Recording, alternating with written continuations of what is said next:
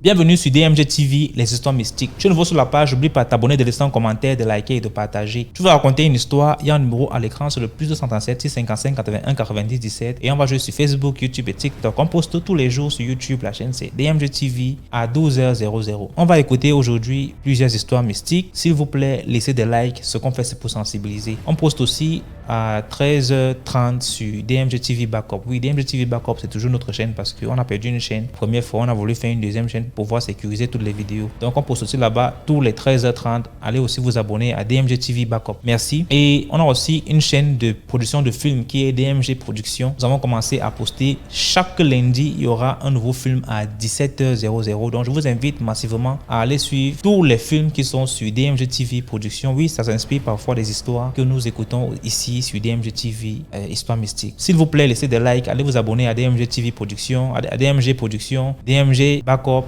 DMG TV Histoire Mystique exclusive. Merci la famille. On écoute ces histoires rapidement. Laissez des commentaires, likez. Toujours avant d'écouter, même likez d'abord. Merci. Ça ne coûte rien. Première histoire. Bonjour DMG, bonjour à toute la famille DMG. Ça fait longtemps que je n'en vois plus d'histoire. Donc, j'avais un petit souci ces derniers temps, c'est pour ça que j'ai arrêté d'envoyer d'histoire. Mais je pense que ça ira bien. Voilà, j'ai une petite histoire à relater. Bien avant tout, de dire aux abonnés de liker, commenter, partager. C'est très important pour la résistance du groupe. Donc, l'histoire se passe au Cameroun, plus précisément à l'est, vers la frontière du Congo. Pour ceux qui le savent, les années 2003-2004.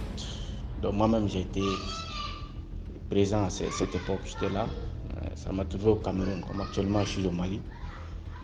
Ça trouvait que j'étais à l'école, j'étais au lycée en 2003-2004, ouais, c'est bien ça. Donc pour ceux qui se rappellent de l'histoire, c'est vers la frontière du Congo, dans une ville là qu'on appelle, c'est pas Yokadmo, c'est où là, ceux qui se rappellent. Voilà, donc c'est une histoire entre un monsieur et une femme. Donc c'est une femme de joie, une femme qu'on appelle les femmes de joie. Donc vraiment, c'est une relation qu'il y avait entre ce monsieur, c'était un chauffeur quoi, un conducteur des gros porteurs. C'est une histoire d'amour qui a duré entre eux. Donc finalement, vous savez bien les femmes. Donc ce genre de femmes vraiment sont matérialistes. Le cours derrière celles qui leur donnent de l'argent. Donc c'était un peu ça. Donc un jour, le type, voyant que la femme ne s'intéressait plus à lui, a donc décidé de prendre certaines décisions parce qu'il a tout fait pour que la femme puisse s'intéresser à lui. Bon, il paraît que la femme a vu quelqu'un qui était mieux que lui. Donc, vraiment, elle a essayé de lui mettre de côté. Donc, le type n'ayant pas apprécié cela, donc vraiment, il a préféré réagir autrement. Donc, à l'époque, il y avait un type vraiment très fort dans la ville dont je viens de citer le nom. C'était un monsieur très fort à l'époque. Monsieur de 2 mètres comme ça, très fort, très gigantesque et fort. Tout le monde avait peur de ces derniers. Donc il a fait l'appel à ces messieurs, à ses services, et puis de proposer de l'argent. Donc ces messieurs aussi accepté, acceptant l'argent et accepté de faire le boulot. Donc, chose qui est faite, le tueur aussi, à son tour, comment on appelle, faire des enquêtes sur l'affaire et puis comment on appelle, a connu la femme et puis a essayé aussi de faire de sa manière de payer certaines personnes aussi. Un taximan, c'était un taximan, un taxi-moto là, c'est pas comment on appelle ça chez nous, à l'époque on appelait taxi-moto. Donc il a envoyé le taxi-moto d'aller chercher la femme, comme c'est une femme de joie qui a un client important qui avait besoin d'elle dans une auberge de la place. Donc je dois taire le nom quoi. Donc maintenant, ce dernier aussi à son tour a fait son boulot. Il allait chercher la femme pour venir vers les environ de 23h, 0h, 1h comme ça. Donc, ça va trouver que dans l'hôtel, tout le monde dort et puis tout est calme.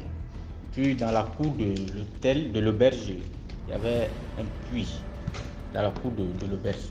Donc ce puits servait à puiser de l'eau au cas où le robinet était coupé, il n'y avait plus de l'eau au robinet. Donc ce dernier s'est caché à l'intérieur de l'auberge. Une fois la femme entrée, il a saisi la femme et puis il a brisé le cou. Il a brisé le cou de la femme. Il a cassé le cou et puis il balançait dans le puits. Il a jeté la femme dans le puits, le corps de la femme dans le puits. Il est parti. Il a fait son boulot et puis il est parti. Donc maintenant, tôt le matin, certains clients qui sont venus pour puiser de l'eau. Donc, ce jour, le robinet était coupé. Donc, finalement, il y a un client qui est venu pour puiser de l'eau. Là, il a mis le seau dans le puits, il a fait sortir l'eau, il y a du sang dans l'eau. Mais lui aussi, il était étonné. Il a appelé le réceptionniste. Ils sont venus, ils ont vu qu'il y avait un corps dans le puits. Ils ont appelé les policiers, les gendarmes sont venus. Ils ont fait ce qu'il y avait à faire, constat, l'enquête et tout. Au moment, l'enquête n'avait rien abouti. Donc, ils ont pris le corps, remettre à la famille. Donc, vous savez, dans nos secteurs là, certains gens sont mystiques. Sa famille n'a pas pu digérer. Donc, ils ont fait les trucs, ils ont fait les rituels. Et puis, ils ont gâté le corps, comme le dit souvent. Ils ont fait les rituels et puis enterré le corps. Une semaine après, directement, le type, l'assassin même, celui qui a tué la femme, dans le marché, il s'est mis à crier. Il crie, c'est moi qui ai tué telle personne, il m'a donné de l'argent. Il a commencé à raconter l'histoire partout en courant. Il est devenu fou. 2 jours après, bam, il est décédé. Lui aussi, il a rendu l'âme. Donc, la moralité de l'histoire, c'est que vraiment, arrêtons de faire du mal. Surtout en ce qui concerne la tuerie, c'est pas bon. C'est très dangereux. Donc, à cause de l'argent, c'est pas c'est pour une minable somme, c'est pas c'est combien. Là, lui aussi, il a perdu la vie comme ça. Donc, vraiment, c'est très méchant, quoi, ce genre de trucs-là. Donc, je salue tous les membres du groupe.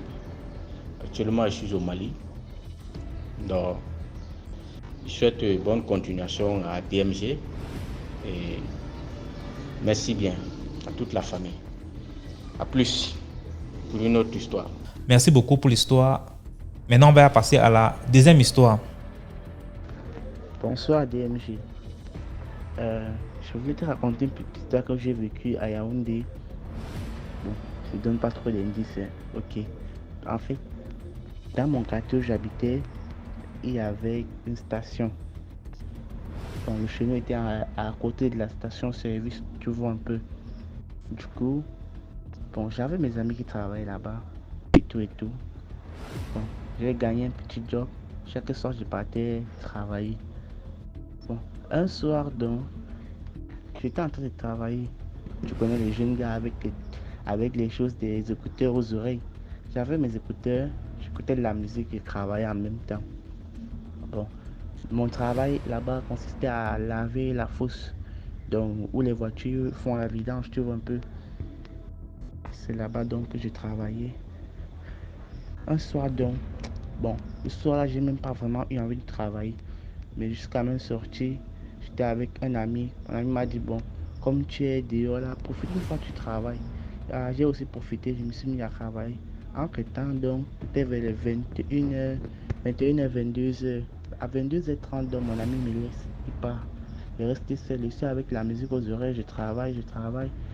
23h, il n'avait pas encore fini. J'étais tout seul en route. Soudainement, je vois une vieille maman passer. Elle passe, elle monte. Je ne tiens pas compte de ça. Je fais comme si ce n'est rien. Après, elle revient, elle redescend encore. Je fais comme si je n'avais pas vu. Maintenant, la troisième fois donc elle vient passer, elle s'arrête. Après, elle m'appelle. Je viens. Ah, je viens donc. La maman là, bon, j'ai pas remarqué la maman là physiquement, mais elle avait une bassine noire en main avec un plastique blanc. Sa maman là me demande que, elle me dit bonsoir mon fils, et tu bonsoir ami. Elle me dit que je cherche un endroit où dormir parce que je n'ai pas de maison et que je me suis mis dans mon cœur et dit que la femme c'est là. Une vieille mère comme ça, elle n'a pas où dormir, elle n'a pas les enfants. Ah, elle me demande si elle peut dormir entre les voitures. C'est où je lui dis que non, il lui fait comprendre que non, elle ne peut pas dormir entre les voitures parce que les voitures ont souvent tendance à sortir la nuit et si le chauffeur ne se rend pas compte que quelqu'un est couché en bas, on peut l'écraser. Et là, donc proposer de dormir devant un pot et avec un peu l'abri, non. Elle me dit que non, si elle se couche là-bas, les gens vont passer la voie et tout et tout. Bon, comme moi aussi, je suis quelqu'un de gentil, humble, c'est où donc j'ai où je travaille, j'ai nettoyé. Et tu connais les musulmans, on avait toujours les nappes pour prier, aux heures de prière. J'ai pris une nappe, j'ai mis là, je lui ai demandé si elle veut dormir, donc passer la place. Elle m'a dit merci et puis elle me dit que, bon, entre-temps, je vais d'abord voir ma copine ici en bas, je reviens. J'ai dit ok. Bon, moi, je n'avais pas trop mis dans ma tête que l'histoire, c'était un peu étrange, tu vois un peu. Maintenant, quand je me retourne et je commence à travailler, même pas 30 secondes, après mon cœur me dit tourne-toi un peu. La route était libre, on était rien que nous deux, entre les voitures. Il n'y avait pas trop de voitures quand même, il y avait 5 ou 6 voitures. On était que nous deux. Et quand tu te retournes, tu vois directement la route, c'est bien, tu vois la route est plate, propre, il n'y a personne en route. C'est du genre que si tu vois même quelqu'un, c'est quelqu'un que tu connais, il sort acheter quelque chose et rentrer chez lui. Je me retourne donc, je ne vois plus la mère. Je dis, ok, la femme si, elle s'est envolée. Ok, moi ici là je travaille, donc minuit arrive. J'ai dit, bon, comme la mère m'a dit qu'elle part voir sa copine, j'attends. J'ai attendu minuit 30, 1h, 1h30. C'est où donc je me décourage à 1h30, moi je rentre chez nous. J'explique l'histoire à ma mère. Ma mère dit que ah, ce sont les petits trucs que ce sont les mères qui viennent souvent déranger les enfants quand ils travaillent. Quand ils racontent ça à ma grand-mère me dit que la femme là, c'est que ça c'était une sorcière, c'était un esprit qui est venu te tester. Elle a vu que ton sang est amer. Ah, j'ai dit ok. Le lendemain donc, pour être sûr que la mère n'est pas revenue, parce que là-bas où je travaillais, il y avait des caméras de surveillance. Pour être sûr qu'elle n'est pas revenue, je suis donc allé voir les vidéos de surveillance. J'ai vu toute la nuit de 1h30 jusqu'à 6h du matin, personne n'est venu. C'est où j'ai compris qu'elle a fait la vraie. Ma grand-mère disait que c'était sérieux. Et la mère là, quand tu la vois, c'était pas le genre de vieille, elle est trop vieille, elle n'est pas trop vieille, elle est dans les 50, 60 ans quand tu la vois physiquement. Avec une petite bassine noire en main, un plastique, avec un petit bâton. Et c'est pas comment la mère l'a fait pour disparaître. Et quand elle me suis retenu à moins de 30 secondes, un endroit où pour marcher, même en 1 minute, même tu n'arrives même pas à aller au bout de la route. Elle a disparu en 30 secondes. Quand je me suis retourné, je n'ai pas vu. Moi, je n'ai pas paniqué. Parce que moi, je n'ai pas trop mis le cœur que c'est peut-être une histoire mystique. Moi aussi, je pense que comme on a les couloirs dans nos quartiers et tout, elle est entrée dans un couloir, je ne sais pas trop. Mais c'est jusqu'aujourd'hui, elle n'est plus jamais revu la mère là. Donc c'est un peu ma petite histoire que je voulais te raconter aujourd'hui. Bon, bonne soirée, DMG. Merci beaucoup pour l'histoire. Maintenant, on va passer à la troisième histoire. Bonjour la famille. Bonjour à tout le monde. J'espère que tout le monde va bien. Puis moi, je vais vous raconter mon histoire. Mon histoire est tellement longue, mais je vais vous raconter l'essentiel. Mon histoire, c'est ma tante. Oui. Ma tante, la grande sœur directe à ma mère. Même père, même mère, qui m'avait pris dès l'âge de 6 ans pour m'élever. On était deux à notre maman. Ma maman n'était pas mariée à l'époque. Elle était mariée. Elle m'a pris moi qui étais l'aîné pour me lever à 6 ans. J'ai grandi avec elle. Je n'avais pas de problème. On était dans un environnement bien encadré. À l'époque, elle avait aussi ses enfants. Elle avait sa fille aînée et sa deuxième fille qui avait presque le même âge. Qui me dépassait seulement peut-être de 2 ans d'âge. On a fréquenté l'école primaire avec sa fille ensemble. On a fait le collège ensemble avec sa fille. Mais j'avais constaté que chaque fois, elle nous amenait chez les marabouts. Et moi, étant jeune, je pensais que c'était pour nous protéger. Parce que elle était ma maman. Donc je savais que c'était pour nous protéger. Et c'était pour notre bien. Quand j'ai grandi, elle m'a donné à sa soeur, petite soeur, qui vivait à Yaoundé, pour nous élever. On était déjà au collège avec sa fille, parce qu'elle disait toujours qu'elle ne peut pas nous séparer, parce qu'on est deux. Elle ne peut pas nous séparer, donc il faut qu'on vive ensemble. C'est pour ça qu'on est allé à Yaoundé vivre avec sa petite soeur. On a grandi, on faisait le collège jusqu'à un certain âge. Un jour, pendant les vacances, je viens passer les vacances à Douala. Comme j'avais souvent l'habitude de venir passer les vacances à Douala. Je viens passer les vacances à Douala, oui. À l'époque, même étant à Douala, elle venait toujours me chercher pour m'amener chez un marabout. Elle disait toujours que je ne dis pas à ma mère et je ne dis pas à ma grand-mère. Bon, moi, je me disais que peut-être elle ne veut pas que ma maman sache et ma grand-mère, parce qu'à l'époque, ma maman et ma grand-mère n'aimaient pas les marabouts. Je disais toujours qu'eux n'aiment pas les marabouts. Donc je me disais que comme ils n'aimaient pas les marabouts, c'est pour ça qu'elle me disait de ne pas les dire. Moi aussi, étant innocent, je ne disais pas. C'est qu'en 2012, quand je reviens ici à Douala, en 2012, je tombe malade. Et quand je tombe malade, j'ai eu les crises. Et dans mes crises, j'ai fait plus de 2 semaines à la cantine là-bas chez les fous. Je suis sorti. On a vu que ce n'était pas ça. On m'a amené à l'église. Et c'est dans l'église que j'ai déclenché. L'esprit a commencé à parler en moi.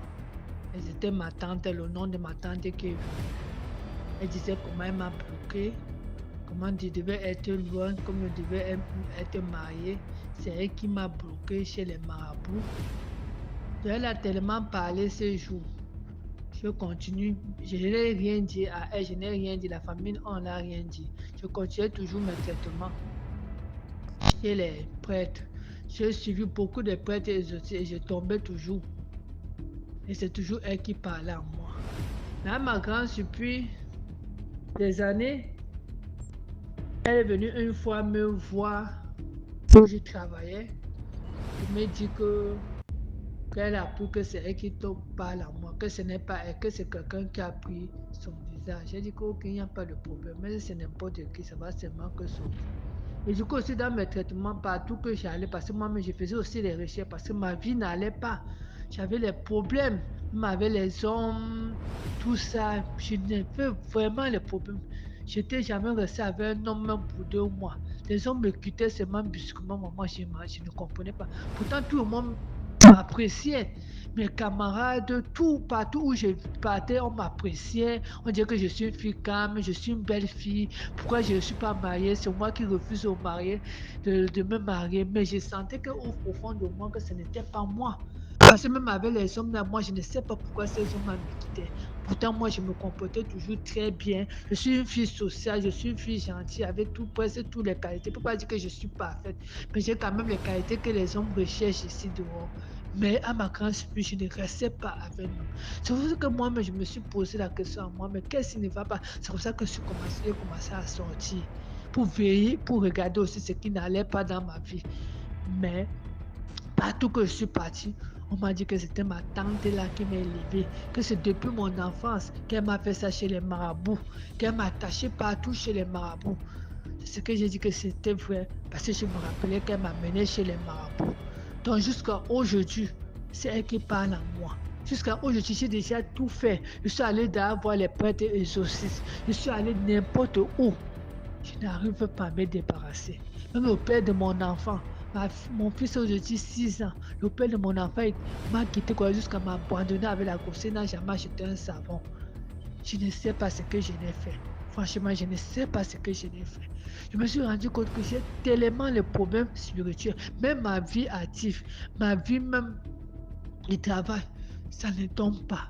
Rien ne donne. Je n'arrive même pas à garder l'argent même pour moi-même. J'ai vu comme si je ne travaillais pas. Donc je suis parfois, je suis perdu. Parfois l'esprit vient à moi, je suis perdu. Parfois tu peux me dire quelque chose, je ne connais même pas ce que tu m'as dit le lendemain. Donc je suis perdu dans un monde. C'est comme si je ne vivais pas dans ce monde. C'est comme si je suis dans un autre monde. Vraiment, je suis à bout. Je suis à bout. Voilà ma famille. Ma famille aussi est en désordre. Ma tante, elle a fait assez que tout le monde sait qu'elle est comme ça. Mais personne n'arrive à lui parler. Personne n'arrive à l'affronter en face. Tout le monde dit que je vais partir me soigner. Je reste tant que les gens préfèrent la fuir. Il n'est pas causé avec elle. Et même il y a certains de mes tantes qui ne causent même plus avec elle depuis les années jusqu'à aujourd'hui avec les enfants. Ne causent pas avec elle jusqu'à aujourd'hui. Donc ma famille est séparée comme ça. Donc c'est tout le monde qui connaît, mais tout le monde reste tranquille dans son coin. Et moi, alors qu'il souffre, moi j'ai déjà tellement dépensé l'argent pour ne pas vous mentir. Je suis allée chez les marabouts, je suis allée voir même les prêtres aussi. J'ai déjà tellement dépensé l'argent, mais je n'arrive pas, ma vie est toujours standard. Je suis comme ça là, sans ni devant ni derrière, comme ça, comme je vous explique là. Je ne sais plus quoi faire. Je ne sais plus quoi faire. Je suis à bout. Je suis vraiment à bout. J'ai demandé si quelqu'un a eu ce cas dans sa famille, vraiment, que la personne m'aide. Vraiment que la personne passe sur ce canal pour m'aider parce que je suis à bout. Cette année, j'ai déjà 42 ans. J'ai déjà 42 ans.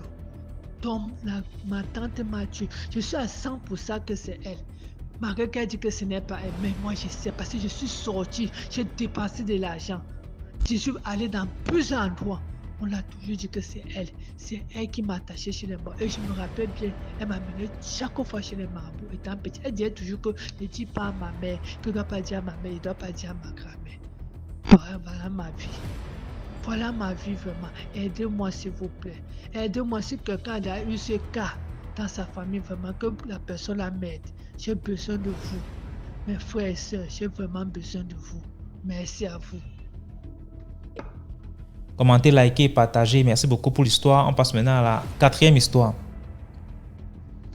Bonjour DMG, bonjour à la communauté DMG. Je suis Ariel. Bon, c'est un nom que j'ai donné comme ça. Ariel. Et je suis en Côte d'Ivoire. La plupart du temps, vous vous attendez à des Gabonais, des Camerounais. Aujourd'hui, ce sont les Ivoiriens qui montent. Donc, je suis Ivoirienne et j'habite à Yopougon. Bon, Abidjan, c'est la ville et Yopougon, c'est la commune. Donc, je suis à Yopougon. L'histoire m'est arrivée cette année, avant que j'aie mes 19 ans. Donc, quand j'avais 18 ans, j'étais en terminale. Et c'est là que le fait s'est passé. Donc, je suis quelqu'un de réservé, quelqu'un qui n'est pas dans les trucs, comme on dit, les trucs mondains et tout. J'ai ma foi chrétienne, je reste comme ça. Les affaires de copains, copines et tout, moi, je suis pas dedans. En tout cas, je suis une ligne que mes parents m'ont habitué à suivre. Donc, c'est resté comme ça. Et j'ai beaucoup la main sur le cœur. Donc, c'est ça qui m'a causé le souci, si on peut dire. Le ramba, voilà. Donc, comme on dit, il y a un monsieur qui était de mon quartier, qui est même, il est là encore. Le monsieur là, il faisait comme quelqu'un qui était fou en fait. Donc, comment je le voyais pour ce qu'il était fou. Bon, parfois, il marchait nu-pied, il parlait un peu seul, il mettait les trucs sur sa tête et tout. C'est un fou, mais qui s'est nettoyé un peu. Parce qu'il n'était pas très sale, comme les fous qu'on voit dans les rues, les choses qu'on a. Donc, je le voyais toujours, il dormait dans des coins bizarres. Parfois, il marche. Bon, il me faisait un peu de la peine. Donc, j'ai dit que, si je le vois une prochaine fois, je vais peut-être acheter un truc qu'on peut lui donner, il va manger. Donc, c'est ce que j'ai dit, quoi. Donc, j'ai gardé 500 à côté. J'ai dit, bon, j'ai acheté un 400 pour lui. Et puis, les sons fera, je vais faire les katakata. Puis, je prends les katakata pour rentrer. Les katakata sont les motos à 3 roues, les salonies, là. Les motos à 3 roues, là. C'est 100 francs. Donc, j'avais fait le planning. C'était j'allais le voir le soir en rentrant ou bien le lendemain. C'est ce que je me suis dit, en fait. Et c'est ce qui s'est passé. Et quand je revenais, je l'ai vu. Donc, il y a une de mes toshis qui vont. Elles vont à Kassa. Des Akata, à Bolo, des trucs comme ça. Elles font ça. Donc, quand je descendais, je l'ai vu. J'ai dit, viens. Mon chemin, il était fou parce que si dit bonjour, tu veux manger, peut-être qu'il ne va pas comprendre. Et puis, il va comme ça courir derrière moi. Il ce genre, en fait. Donc, il a dit, viens. Il a fait un geste de la main. Et il a dit, moi. Donc, il a dit, moi, donc il n'est pas fou alors. Il a dit, oui, viens que je veux t'acheter la nourriture. J'ai dit, ok. Il est venu. Elle était servie. Il dit, toi, tu faut faire un achat de 400. Donc, tu fais à Kassa 200. Elle pensait que c'était pour moi, en fait. Donc, elle m'a demandé, lui, il est venu faire quoi? Il dit, non, que c'est pour lui. Elle ne voulait pas le servir. Genre, elle a commencé à faire bizarre, comme quelqu'un n'a pas envie de lui servir. Elle prenait son temps et tout. Donc, elle ne sait pas qu'est-ce qui se passait, en fait. Elle n'a même pas envie de le servir et tout. Donc, elle a commencé à le servir et tout. Puis, il dit à la dame qu'elle n'a qu'à faire à 300, par 200. Là, elle dit non, elle dit que tu veux faire un achat 400. Tu vas faire plutôt un achat 400. Donc, soit tu prends 300 par 100 francs, mais tu prends les deux équitablement. Il dit non, qu'il faut faire 300 puis 200. Elle dit non, que c'est ce qu'elle a dit. Donc, soit tu fais comme ça, soit tu ne prends pas. Il dit ok, il faut faire. Jean Dan est fâché, je sais pas, comme ça. Moi, il n'a pas voulu parler dans les trucs. Donc, j'étais là. J'étais arrêté.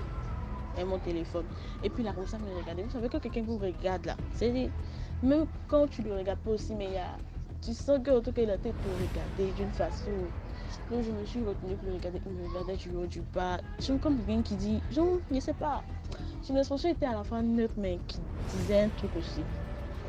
Peut-être, elle est qui ou juste même. Genre, quelqu'un qui essaie de te connaître en te regardant d'une façon là. C'est un peu ça. Donc, il faisait ça. Puis la dame l'a servi.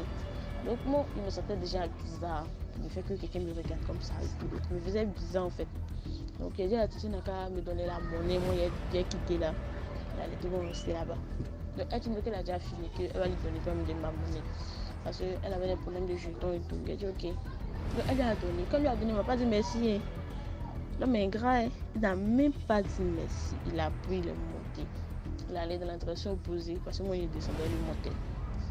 Donc, où il partait, c'était pas trop loin de nous. Il y avait une pharmacie qui était là.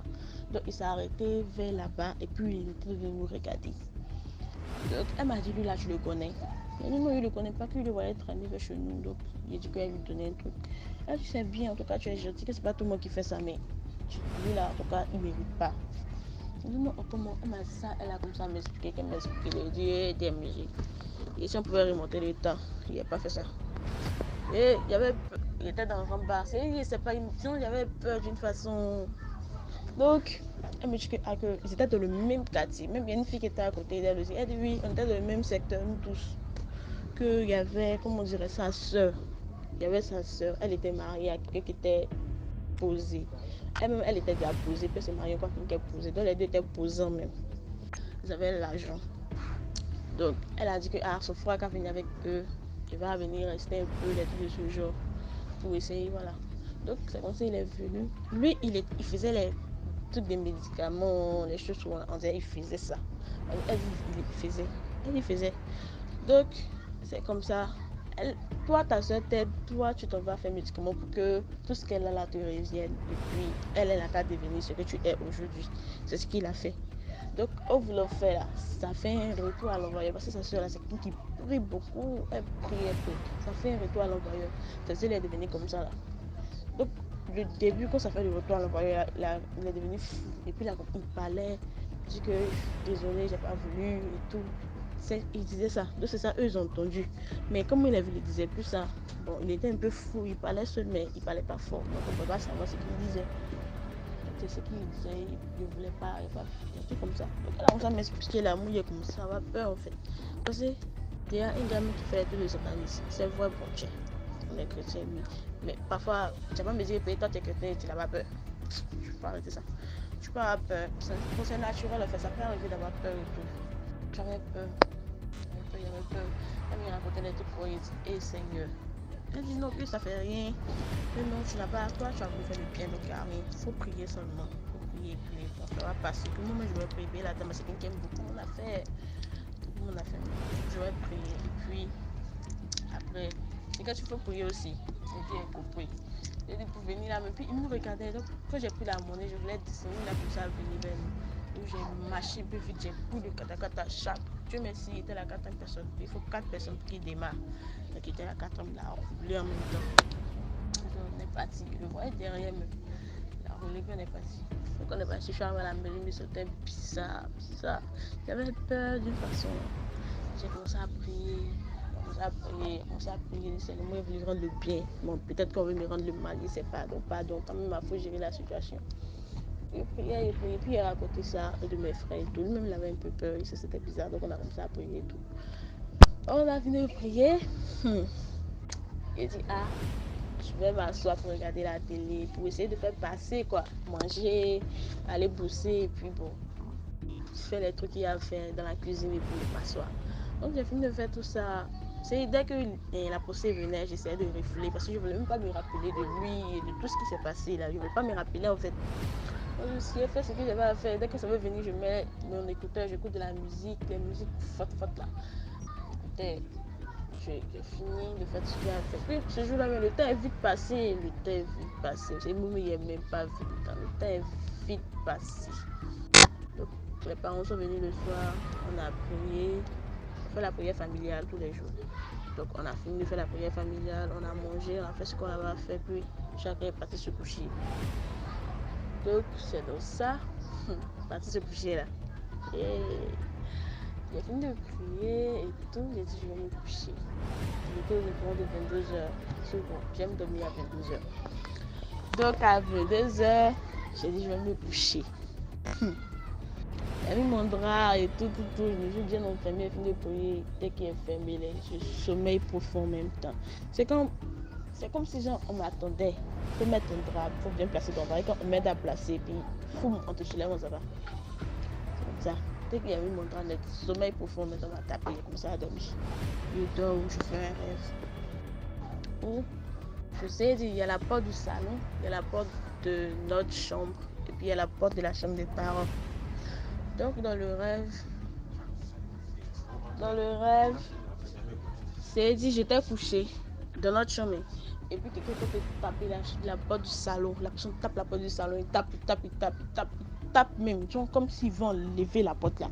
Donc il tape. Donc moi je sors de notre chambre, je viens regarder par la fenêtre, puis il y a une fenêtre dans le salon. Je vais tirer pour voir un peu qui est là. Donc je me levais, puis c'est comme si c'est moi qui entendais le bruit, en fait personne n'entendait, sinon il pouvait se lever et tout. Donc je me lève, j'ouvre la fenêtre pour voir, regarder. Dès que je veux le voir devant en même temps, je me réveille un coup. Comme ça le rêve se finit.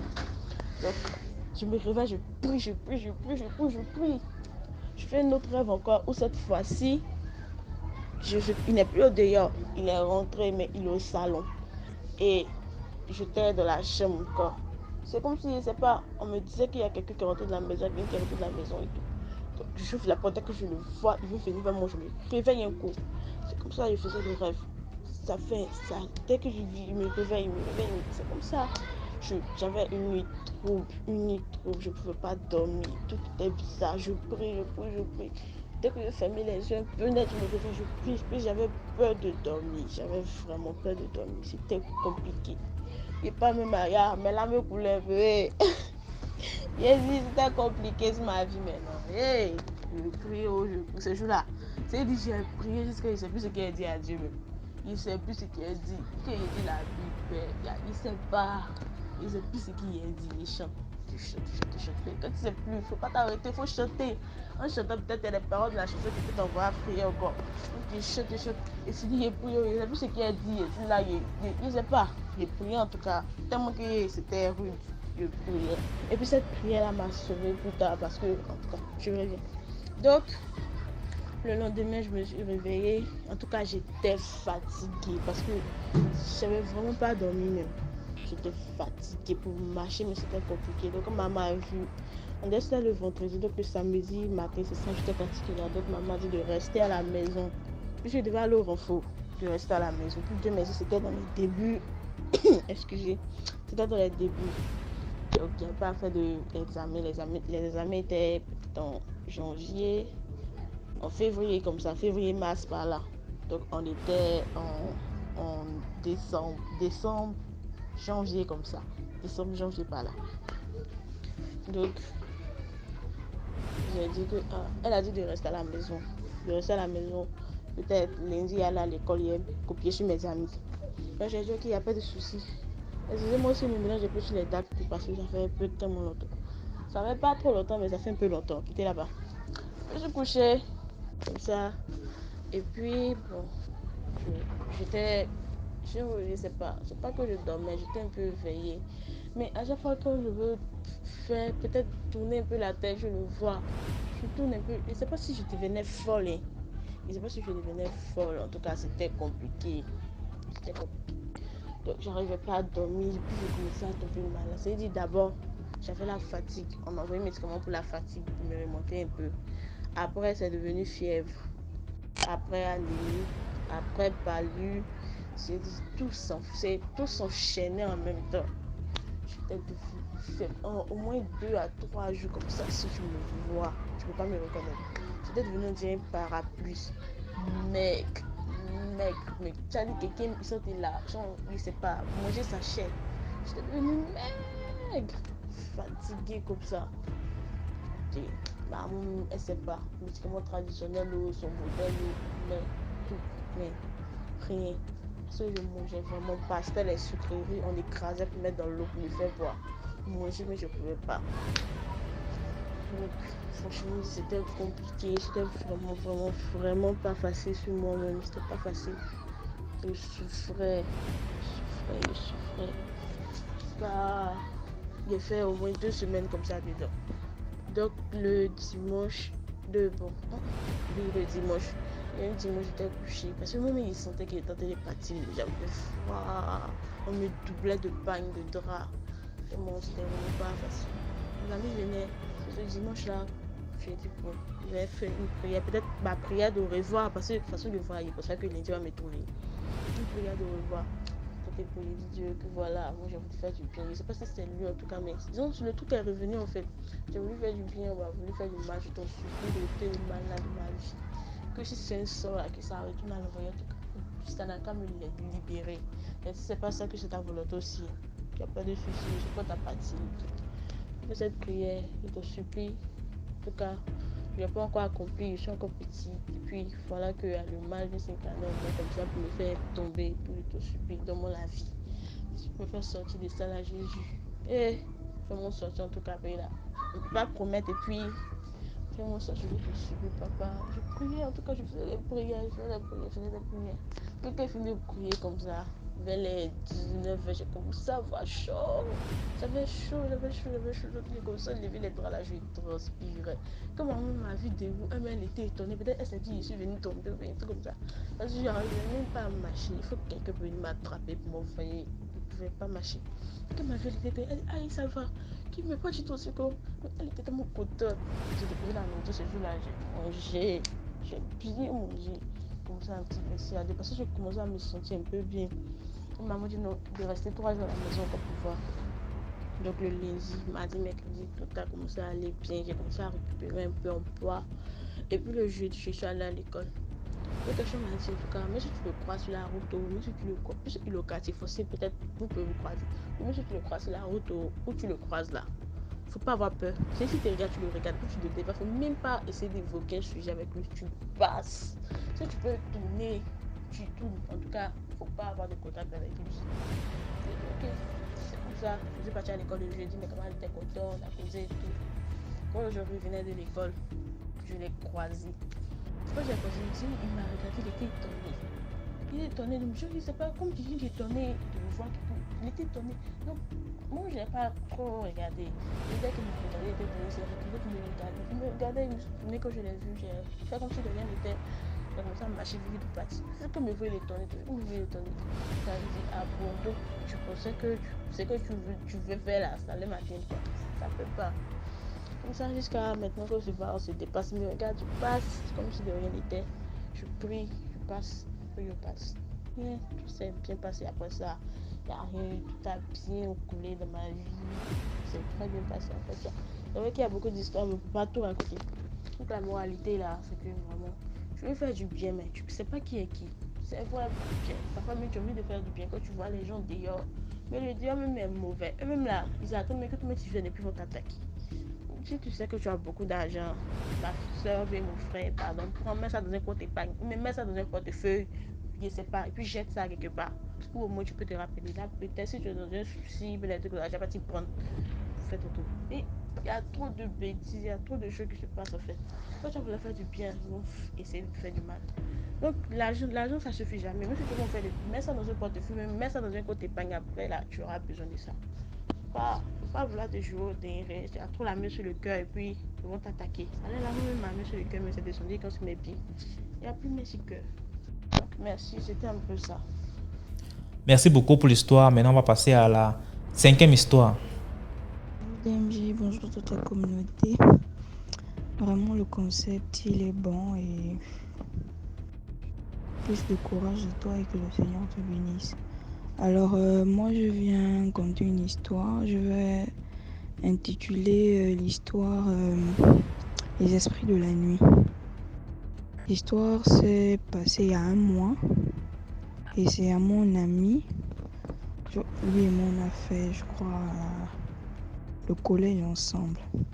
Et jusqu'à présent, on est déjà à l'université. On reste toujours des amis. Donc, il y a un mois, il m'a raconté ça. L'histoire se passe au Gabon, dans un quartier de Libreville. Les Gabonais vont se retrouver, le quartier de lui. C'est un quartier assez populaire où on sait que là-bas, là, il y a tout qui se passe. Tu vas trouver de tout, alors là, de tout. Donc, lui, comme c'est quelqu'un de la nuit, quand je parle de quelqu'un de la nuit, c'est comme on appelle ici au Gabon, les Bangando.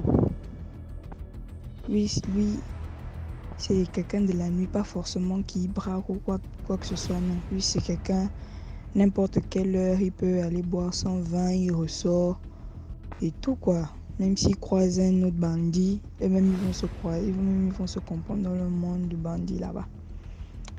Donc, il sortait de son groove à 3h du matin. Comme le garçon courageux qu'il est, lui, comme à l'accoutumée, quand il sort de ses grooves, il rentre chez lui. Donc, il dit ce jour, il prenait déjà la route de chez lui et tout au quartier, lui en question. Il voit, il y a une Range Rover garée et tout, il y a une femme qui est là. La femme fait les jeux de phare. Il dit, mais la dame là me fait des jeux de phare comme ça, c'est comment? Il a dit, bon, peut-être, c'est pas à moi que la personne fait des jeux de phare, peut-être, je sais pas, il y a quelqu'un qu'elle attend et tout, je sais pas. Il a avancé pour lui, tranquille et tout, il a remis ses kits, il a avancé. Il continue à remarquer que la voiture continue à le suivre. La voiture avançait doucement. Il dit, ça c'est quoi, je suis où là comme ça là? Comme il y avait une bande de filles aussi qui venaient vers lui, il s'est clairement dit que bon, là c'est sûr que la go est venue récupérer ses copines. Les filles passent devant la voiture. La voiture continue à le suivre jusqu'à elle s'arrête. Monsieur. Il dit oui. La dame descend la vitre. Oh non, je reviens de Port-Gentil. Je suis venue là pour le boulot et voilà, je cherche un endroit où manger ici tout près. Après le gars, mon ami lui a dit que ça tombe bien. Moi aussi comme j'ai faim, je cherchais quelque chose à manger. Mais moi, comme j'ai pas assez d'argent, moi c'est le peu au poulet parce que moi je vois, je sais pas si tu manges des choses. Elle dit non, moi je veux pas manger les choses là. Mon ami lui demande que, mais tu veux manger quoi? Il n'y a pas un restaurant dans la place et tout. Après, mon ami a indiqué un restaurant. Elle dit que non, mais je sais pas si je veux me retrouver et tout. C'est pas mieux que tu montes et tu m'accompagnes. Il dit que on a déjà beaucoup écouté les histoires, mais comme c'est une femme, ça me rassure. Et comme les deux vitres étaient baissées, il regarde devant, derrière, il n'y a personne, il n'y a que la fille en question. Il prend son courage à deux mains, il monte dans la voiture. Il dit non, quand je suis montée dans la voiture, il y a d'abord eu un frisson de malade qui m'a habité. Donc, quand je ferme la porte, en même temps les vitres montent, en même temps verrouille la voiture. Il y a un vent glacé que je n'avais jamais ressenti qui m'a habité à l'instant là. Et tout de suite mon corps a commencé à battre. Mais ce qui me rassure, c'était que c'était une fille. En tout cas, ce qu'elle peut faire, non. Moi-même, je vais seulement la manganer. Il dit non. Quand je suis montée dans la voiture, je n'ai jamais vu une belle femme comme elle était là. Elle était belle, blanche, brune, avec un gros tatouage à la cuisse. Donc c'était le genre de robe, quand elle est assise comme ça monte presque sa nudité. Il roule un peu la go, commence à le toucher. Oh, tu es beau et tout, tu me plais et tout, tu es un beau garçon, tu fais quoi à l'heure là, la nuit dehors, tout ça là et tout. Il dit que non, je commence à bander mal. Justement là, j'imagine, il y a les scènes que je peux. Mais il restait toujours que les gens là, pardon. Au fond de lui, il dit, mais qu'est-ce qui fait en sorte que la go là me voit? Je suis moi balafé et tout, j'ai la bouille d'un chanvre et tout. C'est moi là dans tout, lui là qu'elle a vu que je suis beau. Elle commence à me dire que tu es beau, tu me plais et tout. Et à chaque fois qu'il voulait dire à la fille que mais pourquoi? C'est moi que tu regardes. Elle détournait en fait. Il dit je ne sais pas, mais quand je veux parler, rien ne sort. J'étais seulement comme une personne ma boule en train d'admirer sa beauté. Après, pap, elle change de bouche que tiens, j'ai oublié l'argent à l'hôtel là-bas où je suis. Donc, on va d'abord faire un détour à l'hôtel comme ça. Je prends l'argent, tu restes dans la voiture. Je prends l'argent et on va retourner prendre la nourriture. Il voulait refuser, mais il dit bon, il n'y a rien, elle prend juste l'argent.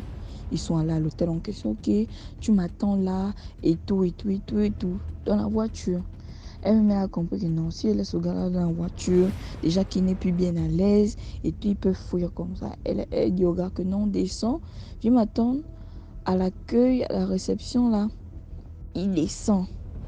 Il dit que c'est le genre d'hôtel même que quand tu arrives, on te donne à boire.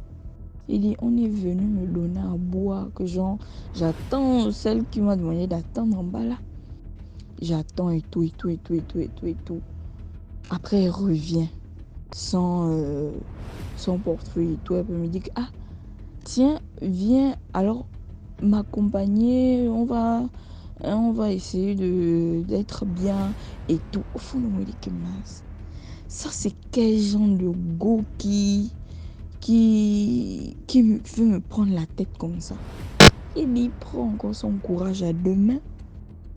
Il y avait tout un couloir.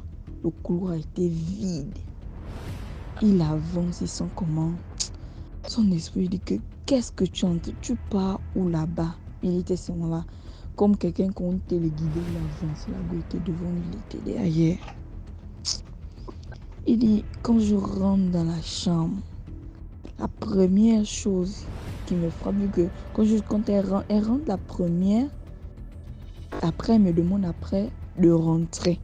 Donc quand je rentre dans la chambre, la première chose que je tique, elle m'a dit qu'elle revenait de voyage de Port-Gentil pour les affaires. Mais la chambre d'hôtel est vide. La chambre d'hôtel ne ressemble même pas à quelqu'un qui vient régulièrement là. Non, c'est juste le lit. Les placards sont vides. Et il y a un grand miroir Il tique d'abord que pourquoi il est rentré en première, pourquoi il n'est pas rentré à deux en même temps. Est-ce que je n'ai pas devant moi quelqu'un de bizarre? Mais il dit quand je veux parler, même la voix même ne sort pas. Elle a commencé à le toucher. À 2-4 minutes, il était yankalisif. Il dit que je ne sais pas. En fait, il était comme téléguidé. Il avait perdu tous ses sens. C'est comme si rien que son regard et son apparence lui faisaient faire perdre la boule. De 4 minutes, il est sur le lit et commence donc là, le machin. Où je lui ai posé la question qu'attends, tout cela, toi tu es en cassif. Elle-même, même le rouet n'a pas enlevé. Il dit que elle est encore avec tous ses habits. Moi, j'étais déjà en cassif.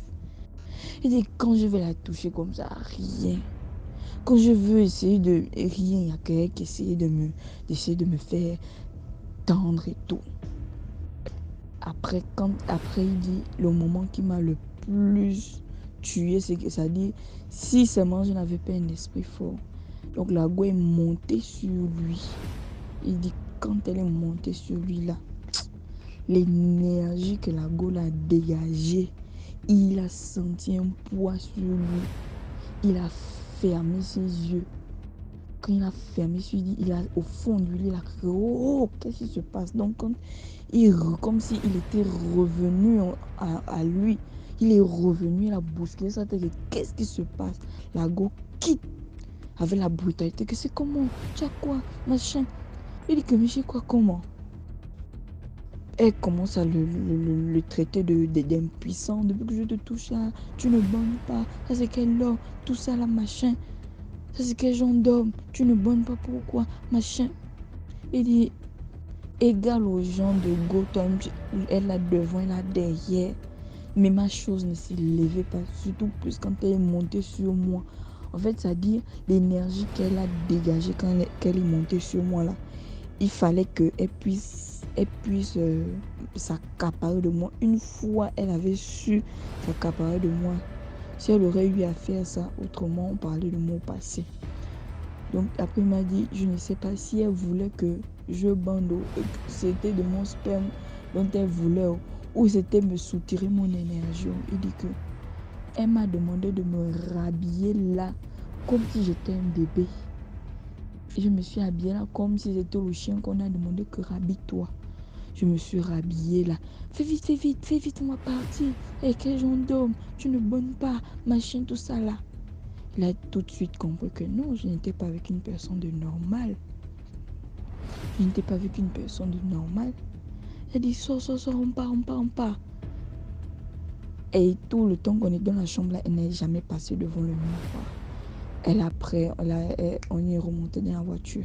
Elle est bien allée me redéposer où elle m'a pris. Et quand elle parlait dans la voiture au téléphone, je crois qu'il y avait, je sais pas avec qui elle parlait, mais elle disait que oui, je vais venir te rencontrer au restaurant en question. Le même restaurant où je l'avais indiqué, c'est le même restaurant qu'elle dit que j'arrive te rencontrer. Après, il a encore dit que le restaurant que je t'ai dit que je devais t'indiquer, soi-disant tu ne connais pas. Maintenant là, tu dis que tu arrives, retrouver la personne, tu donnes bien le nom du restaurant. Il a compris que c'était une mauvaise personne. Il dit il a fait 1 semaine, il était sans mentor, il dit que Seigneur, nos génies ne dorment pas. C'est-à-dire si je n'avais pas un esprit fort quand l'énergie est venue sur moi, je ne sais pas ce que je devais être aujourd'hui. Il fait 1 semaine, je ne dormais pas. Et quand j'expliquais ça un peu aux gens de ma bande et tout, il dit que oui, il y a aussi 2 semaines de cela, j'ai vécu ça. Mais moi, dès que je suis rentrée dans le couloir, vu que je suis une personne initiée, nous les miennes, moi je suis initiée, vu que quand je suis rentrée dans le couloir, j'ai commencé à entendre la cloche sonner, les murs ont commencé, les tam-tams ont commencé à battre dans les murs, la cloche, la cithare a commencé à résonner de partout. C'est là où il a inventé la fille que non, j'ai envie d'aller pisser. Alors il dit non, mais il vient pisser, il dit non, je vais aussi en même temps fumer. Dès qu'il a seulement pris ses pieds, il est reparti. Et il a dit que donc j'étais avec une mauvaise personne. Donc la morale de l'histoire, vraiment, c'est de faire attention. Le monde de la nuit, on ne sait réellement pas qui est qui. Et ce jour, j'ai dit à mon ami que si tu avais bandé, qu'est-ce qui se serait passé? Le monde de la nuit, faites vraiment attention. Quand on nous demande de prière là, que faites attention à vous. Priez avant de sortir. Il y a des énergies mauvaises. Il y a des travailleurs de mal. Il y a des gens qui viennent seulement pour prendre l'âme des gens. Toi, tu es perdu et tout. Elle te prend rapide. Une belle fille comme ça là. Si vous voyez même mon ami là. Bangano des Bangano. Les gens même que il n'y a qu'une Bangandette comme lui aussi qui peut l'aimer. Mais pas quelqu'un qui a toute sa grosse voiture.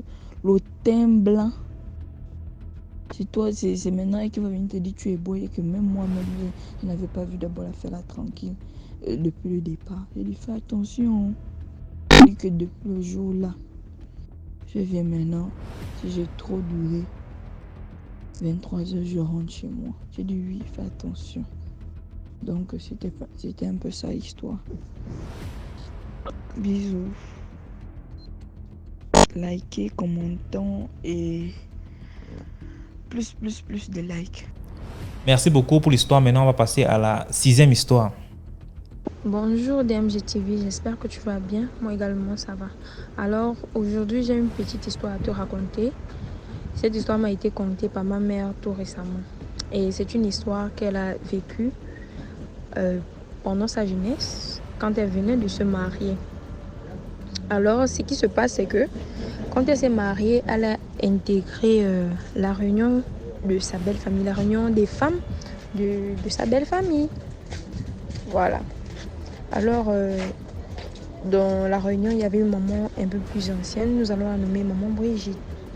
Et comme ma mère était la plus jeune de la réunion, on l'a nommée secrétaire. Et là-bas, secrétaire veut dire une femme un peu plus habile, qui est jeune, qui est capable de se déplacer s'il y a un souci, qui est capable de gérer un certain nombre de choses. Alors, c'était ma mère qui était chargée de garder les couverts, de compter les couverts, garder, vérifier le matériel. Alors, un soir, maman Brigitte demande les couverts de la réunion à ma mère pour une cérémonie personnelle. Ma mère, ne voulant pas refuser, lui dit je sais bien que les couverts sont ceux de la réunion, mais c'est pas grave, tu peux venir donc chercher les couverts. Je vais juste compter les couverts, te remettre. Et après, quand tu auras fini, tu comptes les couverts, tu ramènes les couverts, je vais compter et te les remettre. Et la maman n'était pas contente. Apparemment, elle voulait que ma mère porte les couverts pour aller lui donner. Et ma mère a dit non, elle ne pouvait pas. Alors, ce soir-là, elle part se coucher. Et quand elle dort, elle rêve que maman Brigitte en question est en train de l'étrangler, mais vraiment l'étrangler. Elle sursaute et elles sont des douleurs au niveau du cou. Et elle se dit peut-être c'est parce qu'elle s'est mal couchée, elle a mal dormi et tout. Le matin, elle constate effectivement qu'il y a des bleus. Il y a des bleus sur son cou et son cou a fait mal. Elle dit que son cou a fait mal pendant environ une semaine. Et le lendemain, elle voit maman Brigitte en question. Et maman Brigitte lui regarde d'un air c'est pas audacieux quoi. Et lui dit, tu crois que tu as vu quelque chose? Tu n'as rien vu. Et c'est là où maman a compris que ce n'était effectivement pas un rêve, c'était la réalité. Et de là, elle a pris une ferme décision de ne plus s'approcher de maman Brigitte, de ne plus se mêler de ce qui concerne maman Brigitte et tout en fait. Donc c'était un peu ça la petite histoire choquante qu'elle a vécue. Et la leçon de morale que je peux donner, c'est de toujours faire la prière avant de dormir en tout lieu, en tout temps. Parce que ce sont des choses qu'on ne peut pas prévoir. Tu peux penser, tu peux dire un truc sans... Tu peux croire que tu n'as pas offensé une personne en disant quelque chose alors que peut-être tu l'as fait. Et en tout cas, le meilleur moyen, c'est de prier, de demander pardon à Dieu qu'il nous aide, qu'il nous protège. C'est la seule leçon de morale que je peux donner. Merci, bonne soirée. Voilà, c'était tout pour aujourd'hui. J'espère que vous avez apprécié le programme d'aujourd'hui. Commentez, likez, partagez, invitez plus de personnes à venir raconter leur histoire. Voilà, ciao. Et n'oubliez pas, si vous avez des histoires aussi que vous voulez, si vous avez des préoccupations, vous traversez un truc difficile, vous avez honte de raconter votre histoire, ou alors vous avez un problème, vous aimeriez avoir les avis des différents abonnés de DMG TV, envoyez-moi un texte, ou alors en fait, moi envoyez sur WhatsApp, et moi je vais expliquer le problème, et les abonnés vont proposer les différentes solutions en commentaire, vous viendrez simplement lire. Nous allons poster ça aussi tous les jours de manière, genre une vidéo rien que pour un problème, une vidéo, un problème, on poste ici et les commentaires, voilà. Donc, on va faire comme ça.